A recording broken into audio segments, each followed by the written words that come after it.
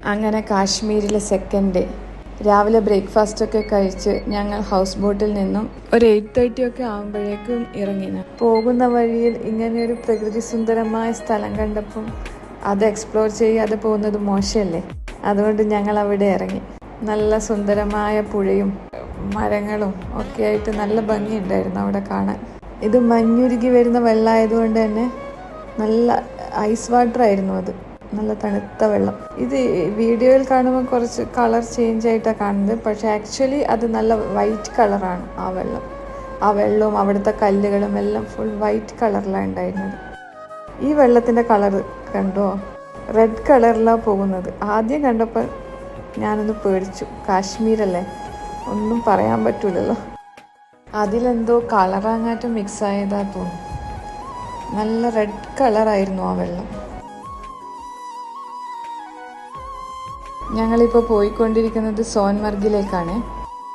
ദാൽ ലേക്കിൽ നിന്നും ഒരു 2 hours journey ഉണ്ട് സോൻമർഗിലേക്ക്. ഈ പോകുന്ന വഴികളിലൊക്കെ ഉണ്ടല്ലോ, എവിടെ നോക്കിയാലും നല്ല നല്ല കാഴ്ചകളാണ്. റോഡ് സൈഡിലെല്ലാം മലകളും അവരുടെ കുറേ വീടുകൾ, ഈ മലയുടെ താഴ്വരയിൽ കുറേ ചെറിയ ചെറിയ ഗ്രാമങ്ങൾ, ഐസ് മൂടപ്പെട്ട മലനിരകൾ. എന്തൊരു ഭംഗിയാണെന്നറിയോ അതൊക്കെ കാണാൻ. കണ്ടാലും മതി വരുന്നില്ല. അതൊക്കെ അത്രയും നല്ല കാഴ്ചകളായിരുന്നു. അങ്ങനെ ഞങ്ങൾ സോൻമർഗിലെത്തി. ഇത് സോൻമർഗ് ടണൽ. ഈ ടണലുണ്ടല്ലോ ഒരു 6.5 കിലോമീറ്ററോളം നീളമുണ്ട്.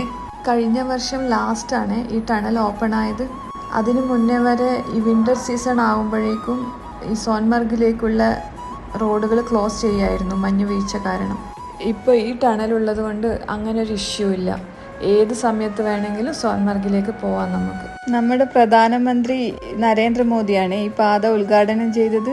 ഏകദേശം 10 വർഷത്തോളം എടുത്തു ഈ തുരങ്കപാതയുടെ പണി പൂർത്തിയാവാൻ വേണ്ടിയിട്ട്. ഞങ്ങൾ ആ ടണലിൽ നിന്ന് പുറത്തിറങ്ങിയപ്പോൾ ഉള്ള കാഴ്ചയാണ് ഇത്. എൻ്റയർലി ഡിഫറെൻ്റ് ആയിരുന്നു. ഇതുവരെ കണ്ട കാഴ്ചയിൽ നിന്നും എൻ്റയർലി ഡിഫറെൻ്റ് ആയിരുന്നു ഇവിടുത്തെ പ്രകൃതി ഭംഗിയും മൊത്തത്തിൽ.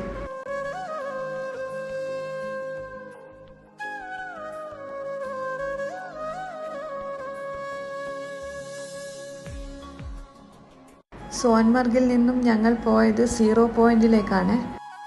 0 പോയിന്റിലേക്ക് സോൻമർഗ് മുതൽ 0 പോയിന്റ് വരെ ഔട്ട്സൈഡർ വെഹിക്കിൾ അലൗഡ് അല്ല.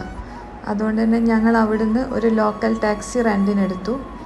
സോൻമർഗിൽ നിന്നും ഒരു 1 hour ജേർണി ഉണ്ട് 0 പോയിന്റിലേക്ക്. മലയുടെ ഏറ്റവും പീക്ക് പോയിൻ്റാണ് ഈ 0 പോയിന്റ് എന്ന് പറയുന്നത്. ഇവിടെ വിൻ്റർ സീസൺ ആയിക്കഴിഞ്ഞാൽ November to March ഇവിടത്തേക്കുള്ള റോഡ് ക്ലോസ് ചെയ്യും.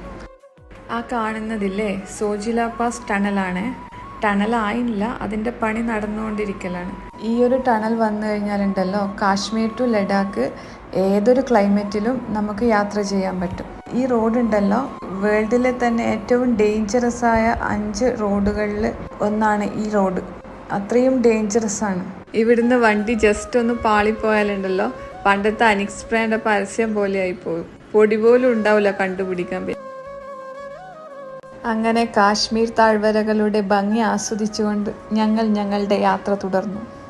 ഈ കാണുന്നത് അമർനാഥ് ക്ഷേത്രത്തിലേക്കുള്ള ബേസ് ക്യാമ്പാണ്. ഏകദേശം 30 കിലോമീറ്ററോളം ഉണ്ട് അവിടുന്ന് അമർനാഥ് ക്ഷേത്രത്തിലേക്ക്. അതിൽ തന്നെ 15 കിലോമീറ്ററോളം ട്രെക്കിംഗ് ആണ്. അത് ഒരു ശിവക്ഷേത്രമാണ്. ഒരു ഗുഹക്കുള്ളിൽ ശിവലിംഗമാണ് അവിടുത്തെ പ്രതിഷ്ഠ.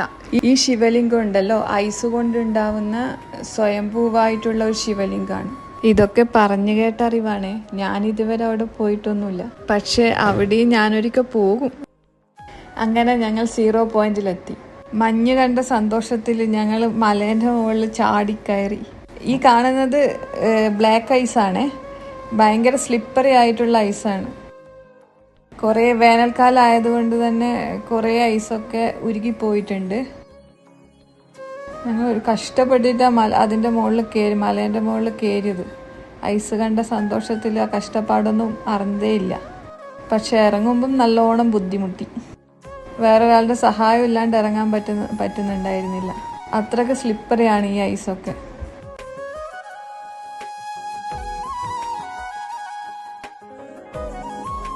മലയുടെ മുകളിലേക്ക് പോകുന്തോറും ഞങ്ങൾക്ക് സോഫ്റ്റായ കയ്യിൽ വാരിയെടുക്കാൻ പറ്റുന്ന ടൈപ്പിലുള്ള സ്നോ കിട്ടിയായിരുന്നു. അത് വെച്ച് കുറേ സമയം ഞങ്ങൾ കളിച്ചു. അവിടുന്ന് പോവാനേ തോന്നുന്നുണ്ടായിരുന്നില്ല. പിന്നെ ഡ്രൈവർ വിളിച്ചിട്ട് പറഞ്ഞു ലേറ്റാവും എന്ന് പറഞ്ഞതുകൊണ്ട് പിന്നെ ഞങ്ങൾ അവിടുന്ന് ഇറങ്ങി. എന്നാലും ഏകദേശം 1 മണിക്കൂറോളം ഞങ്ങൾ അവിടെ ചിലവഴിച്ചു. എൻ്റെ ഭർത്താവിനെ കണ്ട കുട്ടികളെക്കാളും കഷ്ടമായിരുന്നു.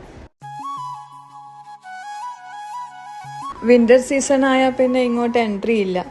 ഇവിടെ മുഴുവൻ ഐസായിരിക്കും. ഐസ് കൊണ്ട് മൂടപ്പെട്ടിട്ടുണ്ടാവും ഈ സ്ഥലം മുഴുവൻ. അതുകൊണ്ട് തന്നെ 6 മാസത്തേക്ക് ഇങ്ങോട്ടേക്കുള്ള എൻട്രി ക്ലോസ് ചെയ്യും.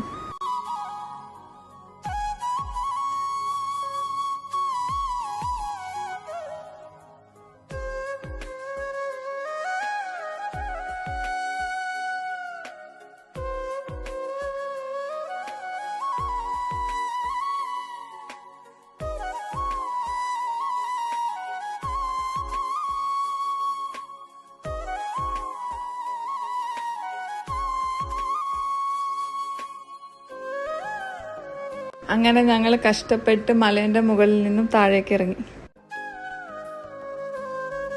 ഇവിടുന്ന് ഇനി ഞങ്ങളുടെ യാത്ര കാർഗിലിലേക്കാണ്. ആ വിശേഷങ്ങളുമായി അടുത്ത വീഡിയോയിൽ കാണാം.